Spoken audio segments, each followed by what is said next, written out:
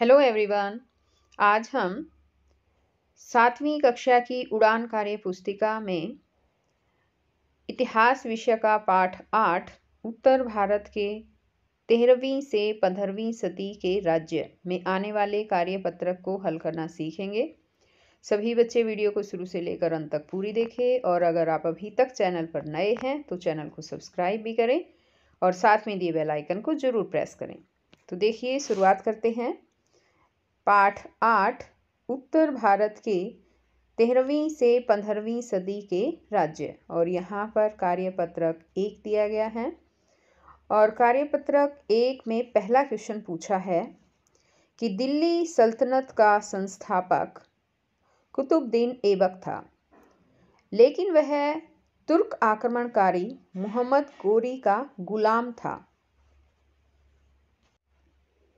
क्या आप अपने अधीन एक गुलाम रखना चाहोगे? हाँ तो क्यों, और नहीं तो क्यों नहीं?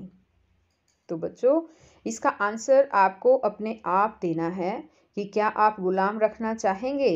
यदि हाँ कहो तो फिर आपको बताना पड़ेगा कि क्यों रखना चाहेंगे, और यदि लिखोगे कि नहीं तो फिर आपको ये बताना पड़ेगा कि क्यों नहीं रखना चाहेंगे। अब जैसे यहाँ पर मैं अपने विचार दे रही हूँ कि नहीं, मैं कोई गुलाम रखना नहीं चाहूँगी, क्योंकि किसी मनुष्य को गुलाम बनाना बहुत गलत बात है। हर मनुष्य को अपनी आज़ादी का अधिकार है। हमारे संविधान में भी सभी को स्वतंत्रता का अधिकार प्राप्त है। किसी को गुलाम बनाना अपराध है। तो इस तरह से आप यहाँ पर आपको अपने विचार लिखने हैं। और आगे यहाँ पर दिया गया है कार्यपत्रक 2। इसमें कहा है दिल्ली सल्तनत के वास्तविक संस्थापक इल्तुतमिश ने लाहौर के स्थान पर दिल्ली को अपनी राजधानी बनाया।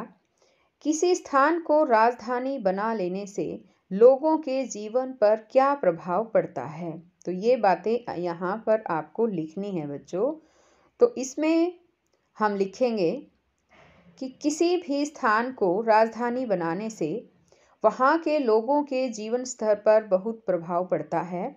किसी स्थान के राजधानी बन जाने से वहाँ पर सभी तरह की सुविधाएं और रोजगार लोगों को प्राप्त हो जाता है और उनका जीवन स्तर ऊंचा हो जाता है। तो इस तरह से हम इनमें लिख सकते हैं। आगे यहाँ पर आता है कार्यपत्रक 3, और इसमें पूछा है कि मोहम्मद बिन तुगलक की मृत्यु पर किसने कहा कि सुल्तान को प्रजा से और प्रजा को सुल्तान से मुक्ति मिल गई? अपने शिक्षक से इस पंक्ति का अर्थ पूछकर नीचे दिए गए स्थान में लिखें। तो बच्चों, मोहम्मद बिन तुगलक की मृत्यु पर अब्दुल कादिर बदायूनी ने कहा कि सुल्तान को प्रजा से और प्रजा को सुल्तान से मुक्ति मिल गई।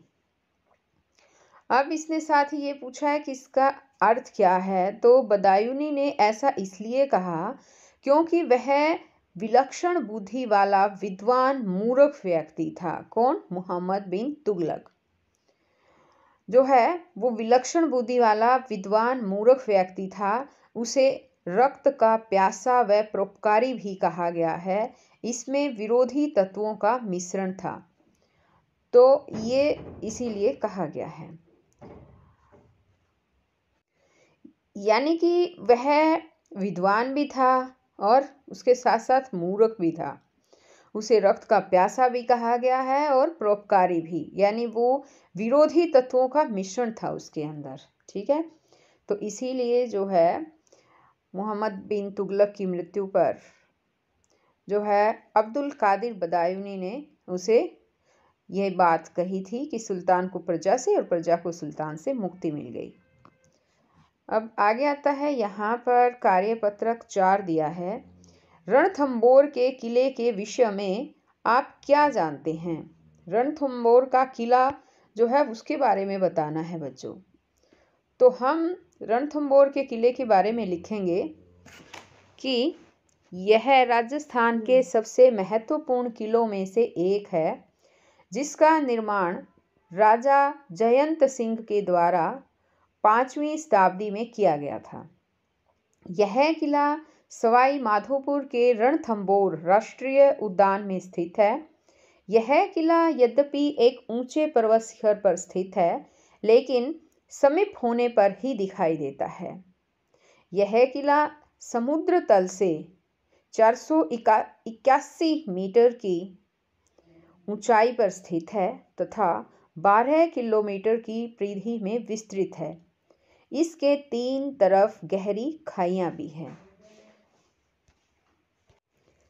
तो इस तरह से आपको भी यहाँ पर ये क्वेश्चन का आंसर लिख देना है।